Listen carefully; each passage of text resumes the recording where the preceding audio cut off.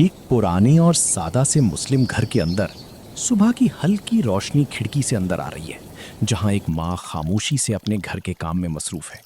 उसके चेहरे पर थकान के निशान जरूर है, लेकिन उसकी आंखों में ऐसा नूर है जो सिर्फ एक माँ की कुर्बानी से रोशन होता है। वो अपने छोटे से बच्चे के लिए हर तकलीफ को मुस्कुराकर बर्दाश्त करती है, बिना किसी शिकायत के, सिर्फ मोहब्बत के जज्बे के साथ। इस्लाम में माँ का मकाम बहुत बुलंद है।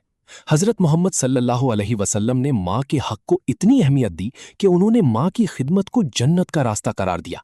ये सिर्फ एक तालीम नहीं, बल्कि एक रूहानी हकीकत है जो इंसान के दिल को झंझोड़ देती है और उसे शुक्र और एहतराम सिखाती है।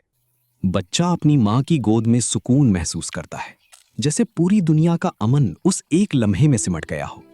माँ की दुआएं उस बच्चे के मुस्तकबिल को रोशन करती हैं, चाहे वो खुद कितनी ही चुप क्यों ना हो। आज जब दुनिया मदर्स डे मनाती है, इस्लाम हमें याद दिलाता है कि माँ का मकाम किसी एक दिन का मोहताज नहीं। हर दिन उसकी कुर्बानी, उसकी मोहब्बत और उसकी दुआओं का शुक्र अदा करना एक ईमानी जिम्मेदारी है। और इसी खामोशी में एक गहरा पैगाम छुपा है। जन्नत माँ के कदमों के नीचे है।